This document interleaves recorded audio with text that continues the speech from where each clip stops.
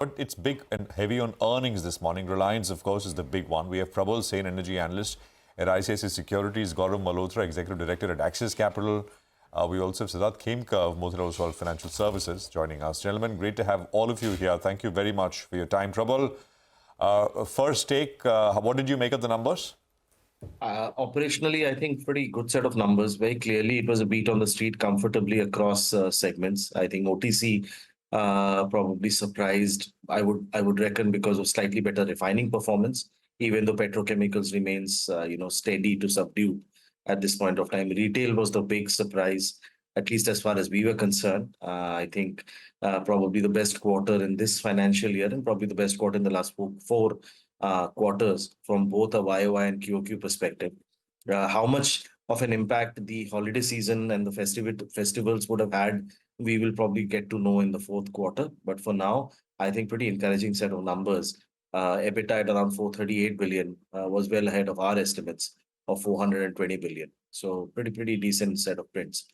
Gaurav, got it. Gaurav, what about you? First take? Yeah, see, overall the numbers were good, right? There was beat across Jio, across retail, across O2C. Specifically on Jio, I think so. The whole transmission of tariff hike into ARPU, revenue, EBITDA is coming along nicely. It's slightly lesser for Jio than Bharti, but nonetheless, with an 18% EBITDA growth for Jio, I don't think so there's anything to complain, right? The additional sort of positive has been the standalone Jio Platform, which is the services business of Jio, which is, think of it as the enterprise business. That has been growing really strongly. That has been growing roughly 40, 50, this time it was 60% year on year, right? Versus say 10, 15% for peer set. So that is a business which is going very well. With Jio, generally one tends to focus on the connectivity, but this is another part of the business which has now become almost 11-12% of the total pie of Jio platforms. Okay. Got that. Gaurav, hi. Probal, morning to you as well, and hi to you, Sid. Probal, just to complete the picture on O2C and upstream, obviously sequentially there's been a recovery, and from what we've sort of been hearing as well, that perhaps refining margins will sustain. What are you expecting on these two sides of the businesses, given that O2C has performed really well? So can this be extrapolated into the next 1 or 2 quarters? I think the interesting thing is that the environment has changed quite drastically, as you would have seen. There has been a couple of events that have happened. One, the strength in the crude prices, generally tends to reflect in product prices with a lag, which is what we are seeing in January. The first couple of weeks, Singapore margins are already down below $4, and the last couple of days they in fact slipped below $2 as well, compared to the $4.8 average that we saw in Q3. Secondly, the Russian, crude sanctions.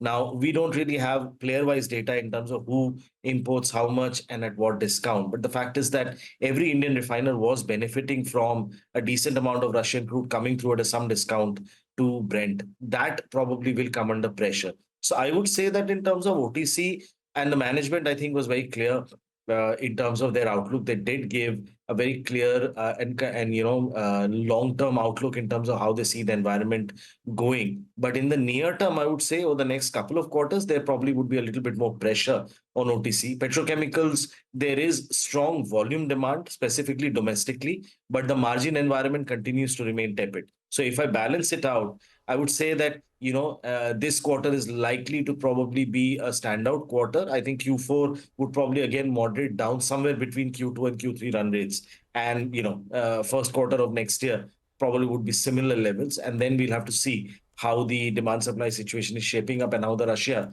crude supply situation is shaping up. All right, Probal, give and take everything, maybe a softish quarter 4. But looking at the valuations and the last 1 year's underperformance, do you think Reliance Industries is set for better times from here on? Could it lead from here on? What's the official rating you'll have on the stock? We have an ad rating with a target price of around 14.55. So we do believe that around 14.5% upside exists from here. Definitely, I think there has been a bit of an overcorrection in terms of the stock reacting to maybe slightly tepid earnings over Q1 and Q2. So that momentum coming back is definitely good news. we would probably look very closely at the retail numbers. This quarter was obviously good, but if you look at 9-month trajectory, it is definitely lower than the fantastic set of growth that one saw over FY22 to 24. So I think that remains a key monitorable along with new energy timelines. When does that new energy really start to contribute positively to energy costs? Because that could actually move the trigger quite materially, even for the OTC business. Because then Reliance gains an edge as far as input costs is concerned, irrespective of what is happening to margins or prices at the Asian level. So those two things I think can drive it. As of now, we have an ad rating with a target price of 14.55. 14.55, got that. Gaurav, on telecom, so now they've reached this milestone of 200 on ARPU, and the release pointed out how I think the benefits of the tariff hikes will really finally flow through and show up more meaningfully in the coming quarters. Where do you see the ARPU going over the next 1-2 quarters? And are you penciling in another round of tariff hikes perhaps at some point this year? And also throw in your word, I mean, that's a best guesstimate, right? The whole street's waiting for some indication of when the listing will happen for the telecom business. Are you betting on this year? Okay, so see, in terms of ARPU, I think so, we have seen almost a 75% transmission of the tariff hike into the ARPU already, which is quite strong. There will be further sort of transmission in the coming quarter. So probably the overall transmission will be around 80%. So maybe we'll see another 2 to 3% increase in ARPU in the coming quarter.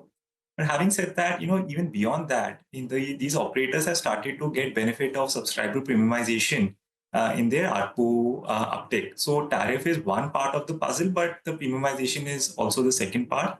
So overall, the ARPU will start to keep moving up. I think so.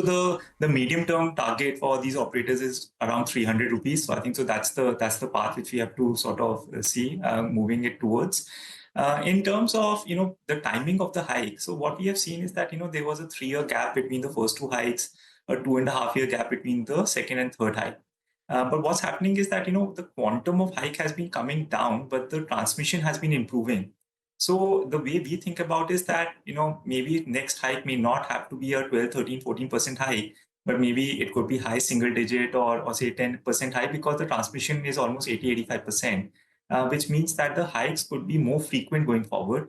So possibly say in 1.5 years from the last hike, 1.5 to 2. So probably say end of this calendar year or sometime next calendar year, early next, right? That's the kind of timelines of the hikes. On the listing, right? We do believe that it should happen or likely to happen sometime this year, probably in the second half. Second half of this year. Got it. All right. Gentlemen, thanks very much for your thoughts and your views on what we've seen, all-round good performance.